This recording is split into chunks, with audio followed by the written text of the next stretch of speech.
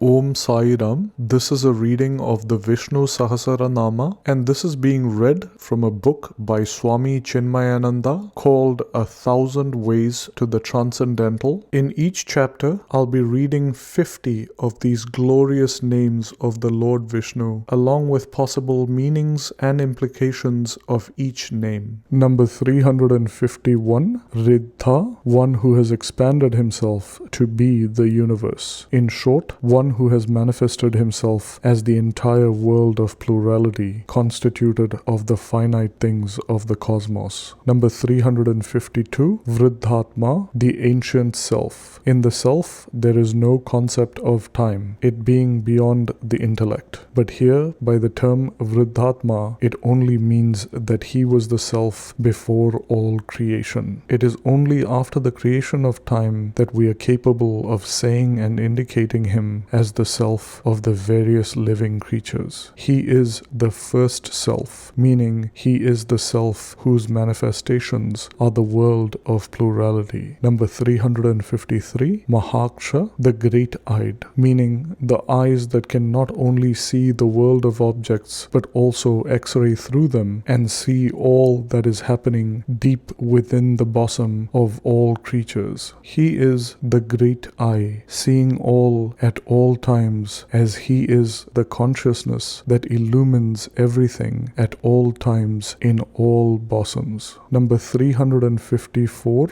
Garuda Dwaja, one who has the eagle or Garuda as his insignia on his flag. The eagle is considered the vehicle of the Lord, most probably because this bird ever soars high and from above sees even the minutest speck of dirt in the world. The eagle, after spying the carrion, swoops down and takes it away, thus purifying the atmosphere. Similarly, the Lord never allows any negative thought to come into the heart of his devotees, and hence the eagle is considered as his vehicle. Number 355, Atula, incomparable. For him whose name is the glory of the universe, there is no license. Again, the Bhagavad Gita says, "For thy equal exists not. Where is another superior to thee in these three worlds?" In short, there is nothing like him, since he does not fall under the categories of the things perceived by the body, or the emotions felt by the mind, or the thoughts entertained by the intellect. Nothing that we know of can be comparable to him. Number 356, Sharabha, one who dwells and shines forth through the bodies. Bodies are called Shara because they are perishable. The life that presides over the perishable body, whose glory is the individuality, is the self, the Lord. It can also mean Lord, who is of the nature of Parameshwara, because Lord Shiva had once taken the incarnation of Sharabha, a creature with 8 legs, capable of killing even the lions. Number 357, Bhima, the all-inspiring, the terrible, meaning one who is a mighty and terrible phenomenon to those who are cruel and sensuous in the world. To the bad, the Lord is always a frightful power of vengeance to follow them relentlessly as their doom. Number 358, Samayajna, knower of all 6 systems of philosophy. Or it can also mean one whose worship or yajna is nothing more than keeping an equal vision of the mind by the devotee. The great devotee Prahlada says, to be equal in all conditions is the worship of Achyuta. Number 359, Havir Hari, the receiver of all oblations. He is the Lord of all yajnas, and as such, he is the one to whom the devotee offers his oblations, and he is the one who receives them in all dedicated activities. The Bhagavad Gita says, I am indeed the enjoyer and also the Lord of all sacrifices. The Lord is called Havis, as he is worshipped through oblation. Some commentators recognize in this term 2 different names of the Lord, Havi and Hari. In this case, the former term, Havi, means he who is invoked by everyone who performs the yajnas. The term Hari means one who loots away all vasanas, and consequently one who wipes away all expressions of vasanas. Number 360, Sarva Lakshana Lakshanya, known through all methods of proofs. This means he is the one self that is ultimately proved by all scientific investigations questions and philosophical inquiries, whether it be through dualistic or non-dualistic philosophy. The ultimate truth experienced by the realized seeker is this great Vishnu. Number 361, Lakshmivan, the consort of Lakshmi. He is the spirit or Purusha that thrills the entire world of matter or Prakriti. Matter thrilled with the spirit is the dynamic world that we see around. Thus, the manifested Lord is ever wedded to Lakshmi. Lakshmi also means effulgent, and therefore the Lord who is ever effulgent, meaning the pure consciousness that illumines everything, is indeed Lakshmivan. Number 362, Samitinjaya, ever victorious. In the Puranas, we find the Lord ultimately wins in his battle with the unrighteous forces. He is the destroyer of all pains in the individuality of the devotees. Samiti as a word has got the meaning battle. Number 363, Vikshara. Kshara means decaying, that which is perishing, and so Vikshara means imperishable. All material things are conditioned by time, and all objects are, therefore, perishable. The Lord, the Self, is the subject, and is therefore ever unchanging and always imperishable. Number 364, Rohita. The term Rohita means fish, and this name has come to indicate Lord Vishnu because of his first incarnation as the fish. When the entire world was submerged in the waters of the deluge, the only living creatures that were available at that time were fish. The Lord could incarnate at that time in the form of the fish. Therefore, here the term means one who had manifested to serve the living creatures as a fish among other fish. Number 365, Marga, the path. In order to realize the highest, which is the nameless and formless, the human mind will have to first hold on to a divine form, and that is Lord Vishnu. He is the way and the goal. In short, he is the one whom seekers of the highest meditate upon in order to reach the supreme. Number 366, Heta, the cause, one who is the cause for the whole universe. He is at once the material cause, the instrumental cause, and he alone is also the efficient cause in the creation of this universe. Hence, he is called the cause. Number 367, Damodara. This term has come to indicate the Lord because he is one who is known through a mind which is purified, or Udara, by means of self-control, or Dama. According to the Mahabharata, we call him as Damodara as he is known by means of Dama. This term can also mean one in whose bosom rests the whole universe. Number 368, Saha, all enduring. The Lord is one who has patience at everything, and is one who readily forgives all the defaults of his sincere devotees. Number 369, Mahidhara, the supporter or the bearer of the earth. Since he is the very essence in the universe as its material cause, he is the one who supports all forms in the universe. The Lord supports the world just as gold supports ornaments, cotton supports the cloth, and the ocean supports the waves. Number 370, Mahabhaga, he who has extreme beauty in all his limbs, he who is ever fortunate, or he who gets the greatest share or bhaga in every yajna. Number 371, Vegavan, he who is swift, one who is the fastest in reaching the devotee the moment his loving heart remembers him. By import, it means that he is all-pervading. Therefore, he is the fastest inasmuch as nothing can overtake him. Number 372, Amitashana, of endless appetite. This should not be taken literally, but it only means that the entire world of plurality projected by the mind merges back when the mind is transcended at the time of the experience of the self. Just as we can say that the waker swallows the dreamer, the higher consciousness, with an infinite appetite, as it were, swallows the infinite cosmos. Hence, figuratively, he is considered as the great consumer of the whole world of plurality during involution or pralaya. Number 373, Subhava, the originator. The Lord is the material cause from which the entire universe arises, and therefore he is the origin for the cosmos. Or it can mean to indicate one who is again and again born as the endless jivas under the urge of their individual vasanas. Number 374, Chobana, the agitator. If the self were not in the equipments will not get agitated. That is, they will not pursue their functions. The Atma, the pure consciousness, is that which thrills and agitates both the matter, that is Prakriti, and energy, that is Purusha, and causes the manifestation of the living entities or jivas, who, with their actions, constitute the dynamic aspect of the world. If the self is not there, there can be no movement or expression of life. Everything would have remained completely inert and insentient. He is the Lord who thrills the world and makes it palpitate so beautifully with life. Hence, he is called the agitator or Chobana. Number 375, Deva.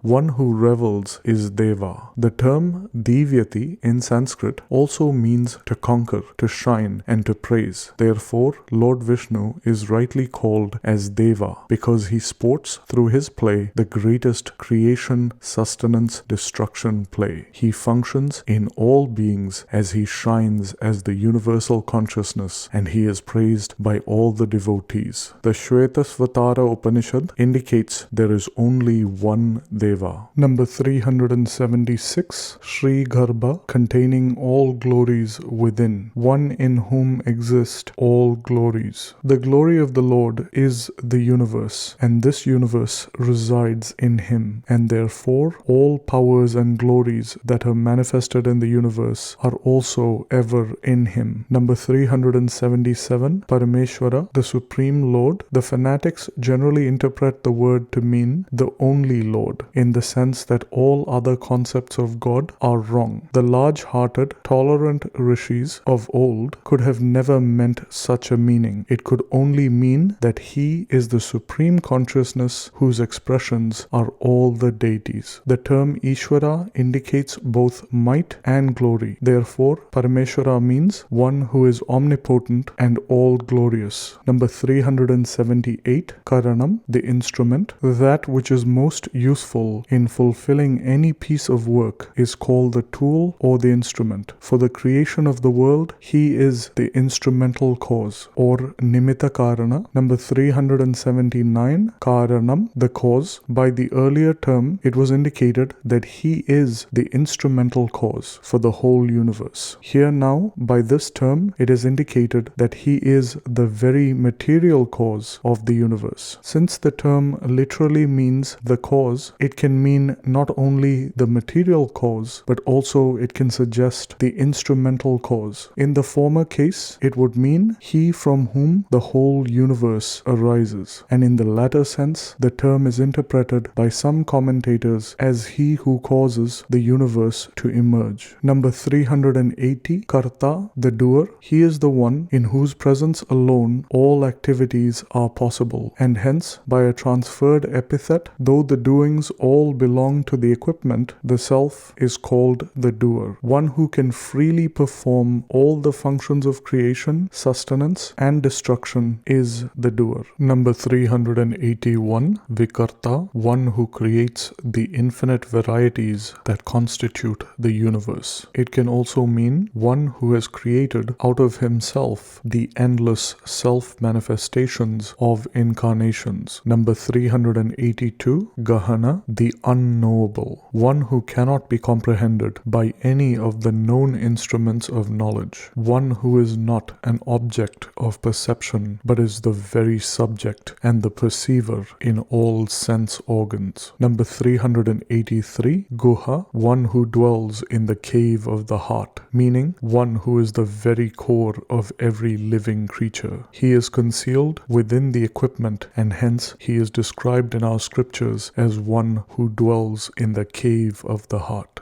The Smriti describes him as this Lord, the great Purusha, the witness who dwells in the cave most secretively. The Mundakopanishad describes the self as Nihitam Guhayam. Again, the Lord himself says, I am not readily perceivable by all, as I am veiled by my own Maya. Number 384, Vya Vasaya, resolute, being of the nature of pure wisdom, there is no vacillation in him. All irresolution is at the level of the doubting mind and the unprepared intellect. The term Vya Vasaya also means yoga. In this sense, the term is used in the Gita. The intellect of one who is practicing yoga is single-pointed without vacillation. Again, in the same chapter, criticizing those who are running after enjoyment and power, Krishna says, those who are reveling in sensuality and consequently disturbing the poise of their intellect cannot have a steady mind and consistent pursuit of yoga. To work persistently until the goal is reached is resolution. To steadily applying ourselves in continuously withdrawing ourselves from our identifications with the not-self until we come to apprehend and experience the self is yoga. Hence, commentators interpret Vya Vasaya as yoga. Number 385, Vyavastana, the basis or the substratum, the one who is the very substratum for the entire pluralistic world, the one who orders the laws of the cosmos and administers those laws. Number 386, Samasthana, the ultimate authority, state or goal. He who absorbs unto himself all the multiplicities of names and forms during the time of deluge, the one source into which all perceptions, emotions and thoughts retire and merge at the time of deep sleep. In short, it means the one who integrates the plurality and absorbs it all unto himself when the projections are ended at the time of transcendence. Number 387, Sthanada, one who confers the right abode. Each living organism, according to his actions and thoughts, gathers to himself vasanas, and according to the vasanas, each individual takes his birth. Thus, the one who gives the appropriate abode or sthana to each individual jiva is called sthanada. In short, the Lord is the distributor of the fruits of actions. Number 388, Dhruva, the stable, the firm, that which remains the changeless in the midst of changes, that which is imperishable in the midst of all perishing. The body, the mind, and the intellect, and the worlds interpreted by them are all variables and changeable. The consciousness which illumines all of them and makes us aware of them is indeed the changeless. Number 389, Pararthi, one who has supreme manifestations. The glory of the Lord is expressed in his manifestations, and these manifestations are indeed divine. As the Gita thunders, the glories of the self are indeed divine. Number 390, Paramaspashtha, the extremely vivid. He who is extremely clear to those who have conquered the agitations and all disturbing thought currents of the mind through a successful pursuit of the practice of meditation. He being the very self, nothing in fact is so clear, meaning so self-evident as the pure consciousness in us. No experience in the outer world or in our subjective bosom would have been possible had it not been for the light of the self. Even the sense of individuality in us by an image of this awareness, which is the very self in every living creature. It being the absolute subjective essence, it is described as the most vivid. Number 391, Tushta, the ever contented, meaning one who is happy at the minimum offering of a devotee. I accept even if you offer a leaf, a flower, a fruit, or even a spoon of water happily, if it is offered with love. Confesses Lord Krishna in the Gita, the self being beyond body, mind, and intellect, it cannot have any of the sense of imperfections or incompleteness, and as such, the all-full self must be at all times complete in himself. Naturally, therefore, he is all blissful. Consequently, his nature must ever be supreme contentment. Number 392, Pushta, one who is ever full. The supreme consciousness being all-pervading, he is infinitely full. Nothing can we take out of it, nor can we add to it. It is ever full, and therefore, even when the manifestations emerge from it, it hasn't been reduced in any way. Number 393, Shubh Ekshana, all auspicious gaze, one whose very gaze brings streams of auspiciousness to the devotee, one who realizes the self, goes beyond all sins. A devotee walking the very path and moving towards the spiritual content purifies himself from all sins, since he will be living a life not identifying with his body, mind, and intellect. Number 394,